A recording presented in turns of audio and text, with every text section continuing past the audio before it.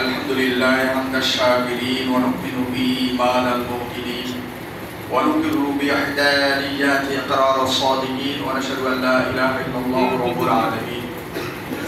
ونكلف الجن والإنس والملائكة المقربين أن يعبدوا عبادة المخلصين ونشهد أن سيدنا ومولانا محمدا عبده ورسوله سيد المرسلين صلى الله عليه وعلى جميع النبيين وعلى آله الطيبين وأصحابه الطاهرين أما بعد فقد انكشف لأرباب القلوب ببصيرة الإيمان وأنوار القرآن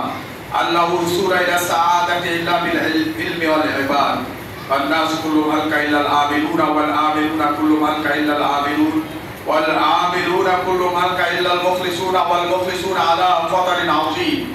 فالعمل بغير نية على والنيات بغير إخلاص الرية وهو للنفاق كفا وما للصيام سواء والإخلاص من غير صدق وتحقيق هوى وقد قال الله تعالى في كل عمل كان بإرادة غير الله مشروبا مكمورا وقدمنا إلى ما عملوا من عمل فجعلناه هباء منثورا وقد قال الله تعالى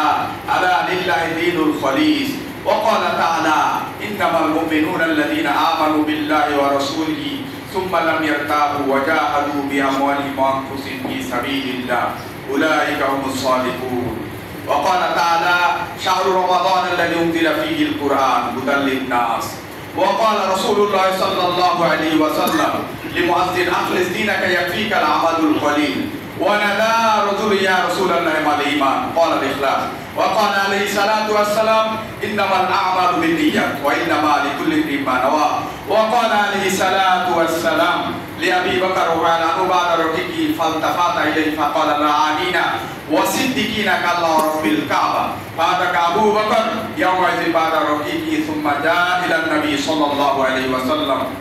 وقال رسول الله صلى الله عليه وسلم من صام رمضان إيمانا واحتسابا غفر له ما تقدم من ذنبه وقال لا أعوذ بالله من الشيطان الرجيم قل إني أمرت أن أعبد الله مخلصين له الدين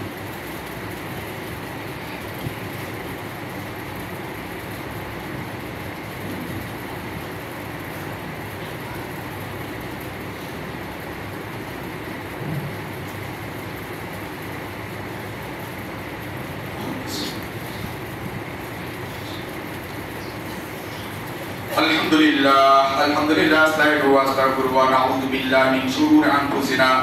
من يهده الله فلا مضل له ومن يضلل فلا هادي له واشهد ان لا اله الا الله وحده لا شريك له واشهد ان محمدا عبده ورسوله ارسله بالحق بشيرا ونذيرا بين يدي الساعه من يطع الله ورسوله فقد رشد من يعصم فانه لا يضر الا نفسه ولا يضر الله شيئا اعوذ بالله من الشيطان الرجيم ان الله وملائكته يصلون على النبي يا أيها الذين آمنوا صلوا عليه وسلموا تسليما اللهم صل على محمد عبدك ورسولك وصل على المؤمنين والمؤمنات والمسلمين والمسلمات وبارك على محمد وأزواجه وذريته. قال النبي صلى الله عليه وسلم أرحم أمتي بأمتي أبو بكر وأشدهم في أمر الله عمر وأصدقهم حياء عثمان وأقضاهم علي وفاطمة سيدة النساء أهل الجنة والحسن والحسين سيد شباب أهل الجنة رضي الله تعالى